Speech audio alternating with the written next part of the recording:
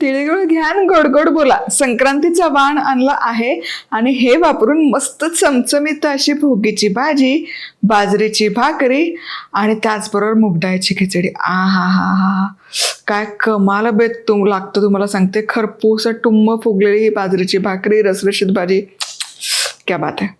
नमस्कार, मी मधुराज रेसिपी फूडीमध्ये तुम्हा सर्वांचं खूप खूप खूप मनापासून स्वागत. मस्त चमचमीत अशी भोगीची भाजी करूयात. त्यासोबत बाजरीची भाकरी झालीच पाहिजे की नाही राव. काय लागतं कमाल प्रकरण तुम्हाला सांगते हे. बरं, साहित्य काय घेतलंय ते बघूयात, पण पटाक्कन लाईक कमेंट सबस्क्राईब करा की. तुम्हाला ज्या ज्या भाज्या आवडतात ना त्या घ्या. मी इथे वांगी घेते 2, ताजा वाटाणा, ओला वाटाणा, गाजराचे तुकडे, तुरीचे दाणे, ओला हरभरा, बटाटा, घेवडा पांढरा आणि काळा, पावटा, बोरं आणि वालाच्या शेंगा. या पांढऱ्या घेवड्याला ना वाघा घेवडा देखील म्हणलं जातं. अगदी सोप्या पद्धतीने कुकरच्या एका शिट्टीमध्ये आपण ही भाजी करणार आहोत. साहित्य काय काय घेतलंय ते बघूयात. एक मोठं टोमॅटो बारीक चिरून, अर्धा कप शेंगदाणे, पाव कप सुकं किसलेलं खोबरं, मीठ, किसलेलं आलं, पांढरे तीळ. मसाला लागणार की काळजी कशाला करता, आपला मधुराज रेसिपीचा गोडा मसाला आणि बॅडगी मिरची पावडर वापरणार आहोत. चला, सगळ्यात आधी शेंगदाणे भाजून घ्यायचे. पूर्ण अगदी भाजायची गरज नाही, अर्धे कच्चे भाजूया. चला, शेंगदाणे हलके भाजत आले. हे बघा, पूर्ण भाजले नाही आहेत, अर्धे कच्चे आहेत. आता यामध्ये खोबऱ्याचा कीस, तीळ, कढीपत्ता देखील घालूयात. नाही घातला तरी काही हरकत नाही. तर हे मिसळायचं. बा, आणि आणखी एक 2-3 मिनिटं हे भाजून घ्यायचं. तीळ बघा टाकले की टपाटप उडायला सुरुवात झाली, पटकन भाजले जातात. चला, आता गॅस बंद करते. बघा, हे छान एकत्र भाजलं गेलं सगळं. आता हे मिश्रण हलकंसं थंड करूयात. आता हे भाजलेले शेंगदाणे, खोबरं, तीळ मिक्सरमध्ये काढूयात. आधी आहे ना हे सुकंच मिक्सरला दळून घ्यायचं. यामध्ये घालूयात कोथिंबीर. पाणी अजिबात टाकू नका आणि हे असंच मिक्सरला फिरवून घेऊ.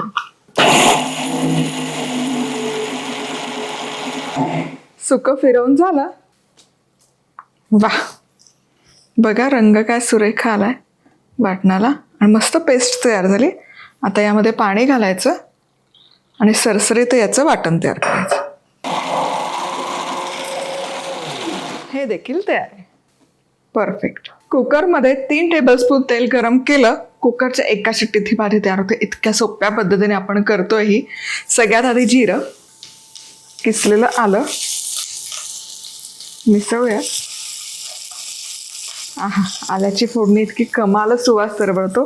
कांदा लसूण न घालता मी दरवर्षी भाजी करते भोगीची घरी खायला. तुम्हाला हवं असेल तर ती वाटणातली भाजीची रेसिपी मी ऑलरेडी पोस्ट केली, पण ही अशी आहे ना, इतकं छान वानवळं आहे. फार त्याला वाटण मसाले न घालता त्या भाज्यांची चव चाखत त्याचा आस्वाद घेता आला पाहिजे. आता यामध्ये टोमॅटो मिसळूयात आणि टोमॅटो 2-3 मिनिटं परतून घ्यायचे. चला, टोमॅटो इथे परतत आलं, हलकंसं मऊ झालंय बघा. आता यामध्ये आपला मधुराज रेसिपीचा गोडा मसाला, 1.5 चमचा गोडा मसाला, 1 चमचा संडे मसाला. भाज्या काय चमचमीत होतात तुम्हाला सांगते संडे मसाला वापरून. गोडा मसाल्याचा काय सुवास तरवळतोय. भाजी रसरशीत दिसावी, रंग छान यावा म्हणून बॅडगी मिरची. आता हे मिसळून घेऊयात. वा, रंग बघा काय दिसतोय बहारदार. वा वा वा वा, क्या बात आहे. आता आपण जे वाटण तयार करून घेतलंय ते वाटण यामध्ये घालूयात आणि एक 3-4 मिनिटं वाटण छान परतून घ्यायचं, हलकंसं त्याला तेल सुटेपर्यंत. बघा काय दिसतंय, रंग ऑलरेडी छान आलाय. चला, हे वाटण मस्त परतून झालं. बघा, हलकंसं तेल सुटायला सुरुवात झाली, कारण शेंगदाण्यामध्ये, खोबऱ्यामध्ये तेल असतात, तिळात तेल असतं, त्यामुळे वाढीव तेल घालायची गरजच नाही पडत.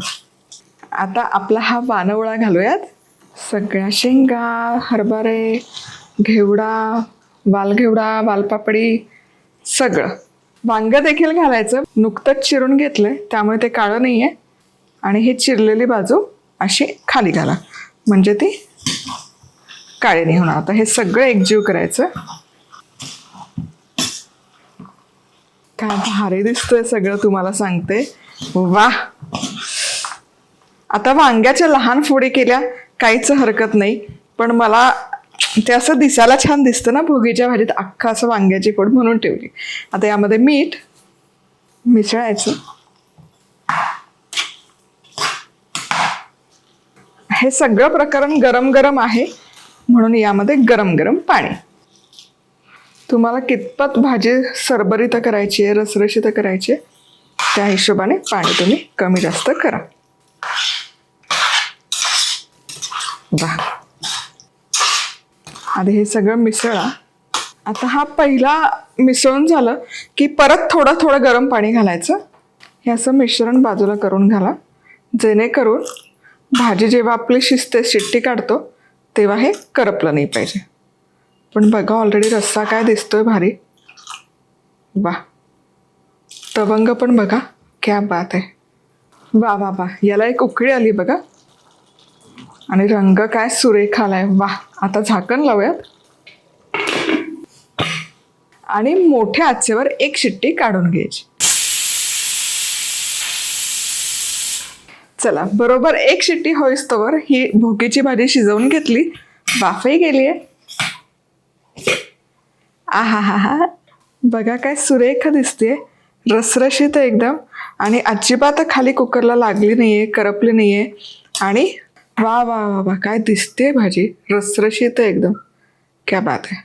या प्रकारे भाजी केली ना तर मस्त रसरशीत होते, झटकीपट होते, आणि कुकरमध्ये झटकीपट होऊन लगोलग खायला पण, म्हणजे सारखं ही भाजी शिजली का नाही, ती भाजी शिजली, कटकटच नाही. चला आता भाकरी करूयात. बाजरीची भाकरी करण्याकरता इथे बाजरीचं पीठ घेतलं. ताजं पीठ असेल तर गरम कोमट पाणी काही घालायची गरज नाही. थोडंसं मीठ, ते ताजं ताजं दळून आलेलं पीठ आहे. आता हे मीठ मिसळून घ्यायचं, पाणी घालायचं आणि छान मळून घ्यायचं. हे पाणी खूप नाही घालायचं, थोडं थोडं घालून गोळा तयार करायचा. आधी गोळा तयार करायचा आणि मग मळत राहायचं.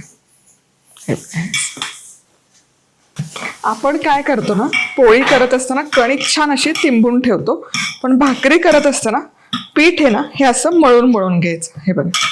आणि एक भाकरीचं पीठ एका वेळेस मळायचं, खूप पीठ मळून नाही ठेवायचं, नाहीतर मग त्या पिठाला खूप पाणी सुटतं. हाताचा पंजाचा वापर करायचा मळत असताना, म्हणजे ते असं एकजीव व्हायला आणि त्यामध्ये हलकंसं चिकटपणा यायला मदत होते. आता छान याचा उंडा तयार करून हातामध्ये थापून घ्यायची. आधी जमले तर परातीवर किंवा मग अशी आपण पोळपाटवर थापून घेतो.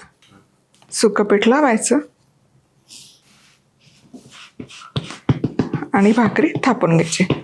कडेने आधी थापत घ्यायची, आणि हे थापत असताना वरच्या बाजूने तीळ पेरा, म्हणजे ते तीळही छान दबले जातात. हे बघा. मधल्या बाजूला हे बघा, पंजाचा हात वापरायचा, मधल्या बाजूला पसरवायची आणि कडेने बारीक करून घ्या. हे असे थोडेसे तीळ आणखी पेरते.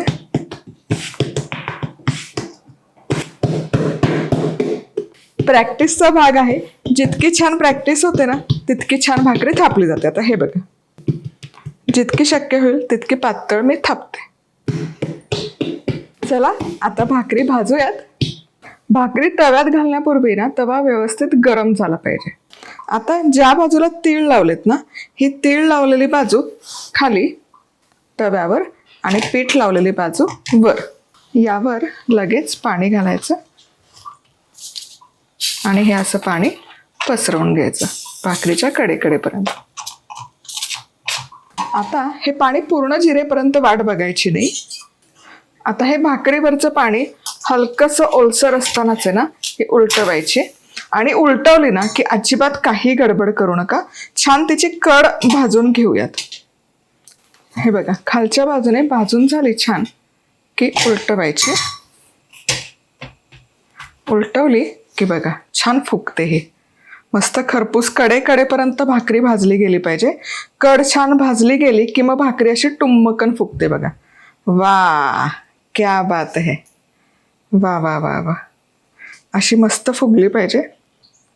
आणि ही पापुद्रा पण त्याचा छान खरपूस झाला पाहिजे.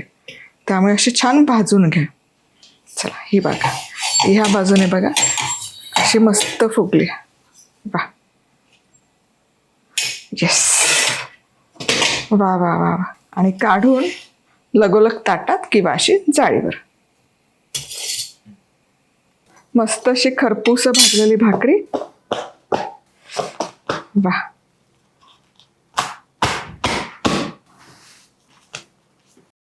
हे बघा.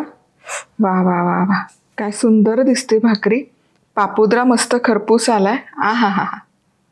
आणि एकदम पातळ. इथे मस्त अशी भोगीची भाजी तयार आहे. थाळीचं तयार आहे.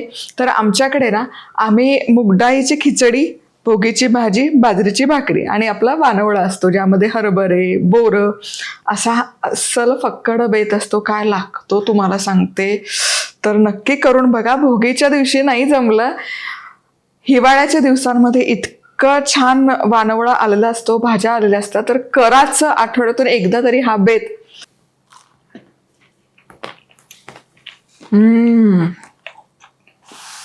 वा.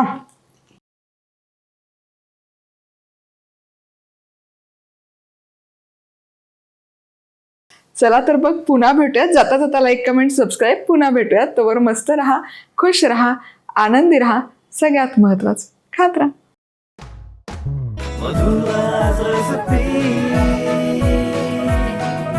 मधुराज रेसिपी, महाराष्ट्राची अस्सल चव.